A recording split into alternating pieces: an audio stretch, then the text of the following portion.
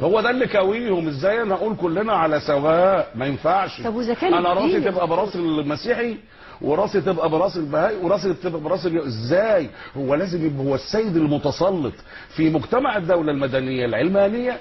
لا يوجد سيد يتسلط على آخر، ولا يوجد عبد، ولا يوجد مولى. الناس كلها أحرار.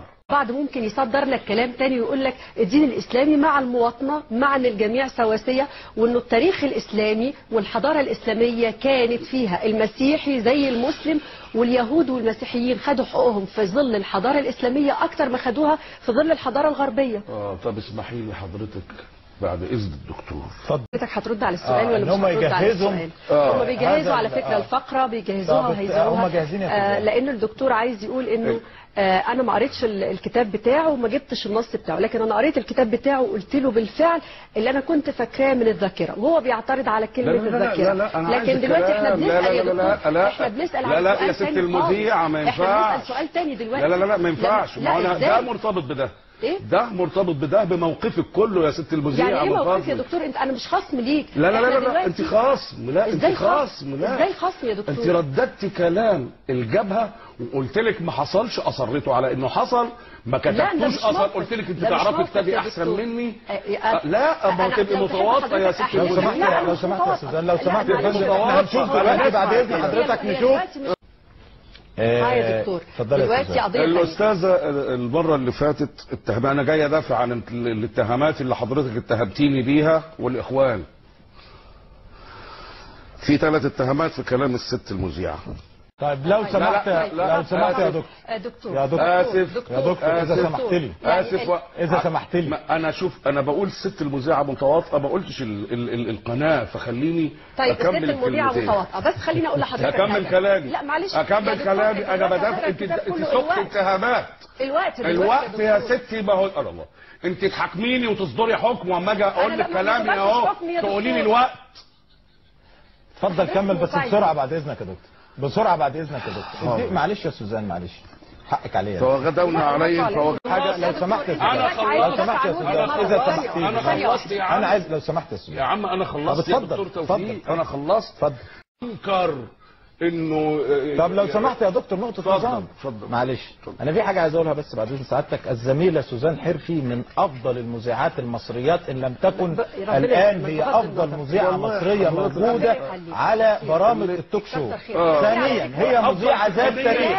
لو سمحت يا سوزان، هي مذيعه ذات تاريخ، وعندما تتحدث فإنما هي تتحدث من خلال ما قد قرأت. لا اهو وتحمل ذكر. ما هو قرأت فين؟ واحنا بنجيب معلش يا دكتور، تبنيت او ما تبنيتوش ده موضوع تاني. انا دلوقتي بسأل حضرتك سؤال تاني. لما انا مش جاي تحاكميني يا ست. ليه مش حضرتك المفروض ان بتقولي الشعب المصري هو الحكم النهارده؟ انت جايه. لا ايوه انت. طيب لا مش الشعب المصري لمحاكمتي. ازاي يعني؟ لا انا بلاش حضرتك في الاسئله. اساتذه الازهر مش سيادتك اللي هتحاكميني. معلش يا دكتور اعتبرني انا بناقشك في الدين. شروط الاسلام الاول مش بناقشك في الدين. علشان تكلميني. انا مش بناقشك في الدين يا دكتور. انا مش بناقشك في الدين، انا بسالك عن وجهه نظرك انت متواطئه مع اخوان الشيوخ العرب. اعتبر انا هعديها وهقول يعني براحتك، لكن دلوقتي اعتبرها انه بسال سؤال مخالف لحضرتك.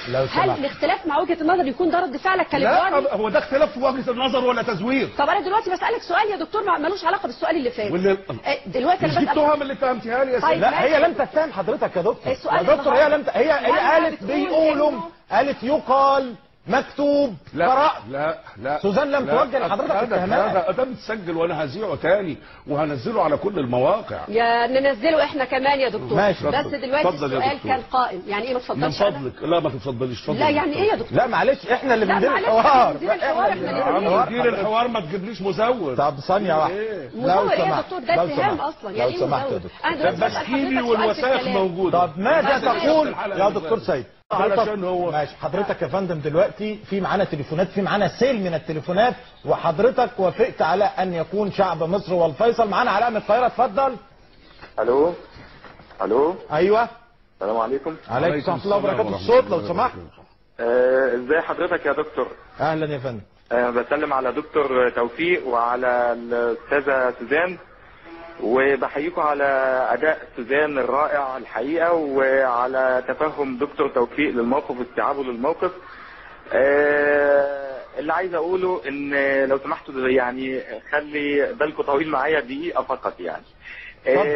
عايز اقول ان الناس الجبهه اللي رفضت تيجي تقعد مع ضيفكم العزيز اكيد رافضين ان هم يتحطوا في الموقف اللي هو بيعمله دلوقتي.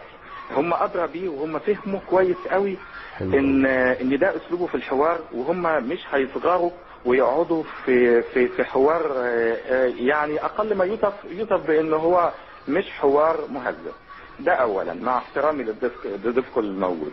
ثانيا انا بدرس في مجال الاعلام، بعمل دراسات عليا في مجال الاعلام، ورأيي المتواضع يعني قناة الفراعين قناة جديدة جاية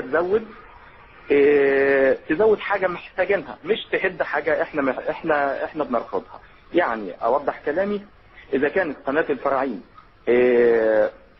من حقها او اذا كان الضيف من حقه ان هو ينسحب من على الهواء في اي لحظة، فمن حق القناة انها ترفض الضيف في اي لحظة حتى لو تطلب الامر ان انا فاهم ومستوعب ان في فقرات وفي مدة البرنامج، لكن شرف لقناة الفراعين عايزهم يطردوني يعني قوموني يا استاذ. قدم اي حاجة، قدموا دليل يا اخوانا انها تنهي حوار غير مهذب بيجري على شاشتها. يا حضرتك يا فندم هو بيتكلم على اسلوب اداره الحوار بس، يعني ما يقصدش كده يعني. هو المقصد ان هو بيتكلم عن ان هو عنده بياخد دراسات عليا في الاعلام وكده، فبيقول ان هناك اسلوب لاداره الحوار بس. ايوه يا استاذ، انا ما هو ما ينفعش لابد ان انا انتوا يعني اما تقاطعني واجي اقدم برهاني تقاطعني، والناس كلها يعني بترتزق من ورا الكلمه. دي مش مجرد حضرتك هي تقصد المناقشه والله.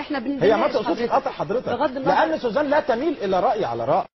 سوزان اعلاميه. ده راي حضرتك. لا والله انا بقول لحضرتك يعني عموما هي دي تامه يعني. احنا المفروض ان احنا زي ما بيقول البعض محامين الشيطان لما يكون الشيطان مش موجود، وان كنت خلاص كده انا اقبل يلا كلميني بقى كمحامي شيطان. لا عفوا، انا مش هكلم حضرتك دلوقتي. ايمن اتصال تليفوني. ايمن من القاهره، اتفضل يا ايمن. الو السلام عليكم. عليكم السلام ورحمه الله وبركاته. ايوه يا فندم. اتفضل.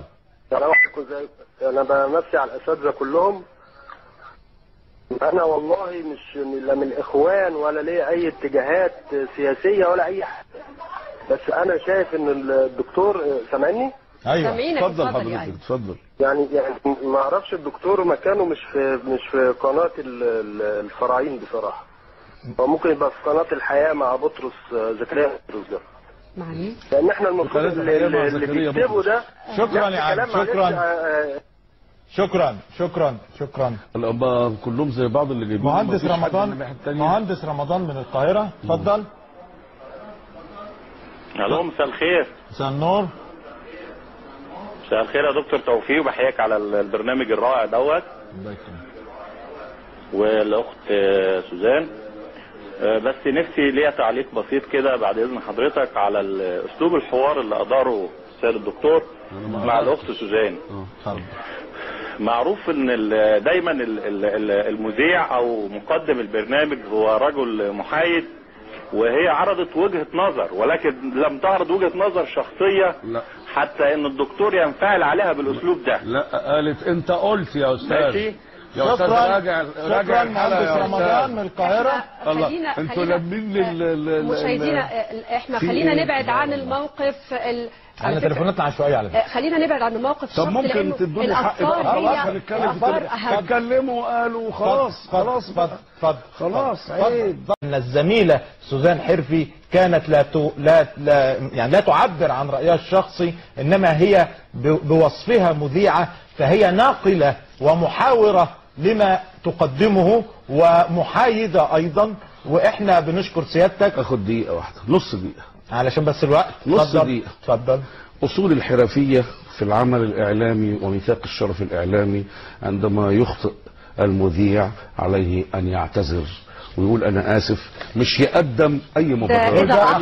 اذا اخطا خلاص انتوا شايفين. اما الدكتور انا يعني مشاهدينا انتظرونا بعد الفاصل، هتكون القضية الثانية قضية التعذيب خارج مصر وداخل مصر خاصة، لكن النهاردة احنا هنناقش التعذيب خارج مصر وكرامة المواطن المصري خارج مصر. مشاهدينا احنا في انتظاركم، استنونا.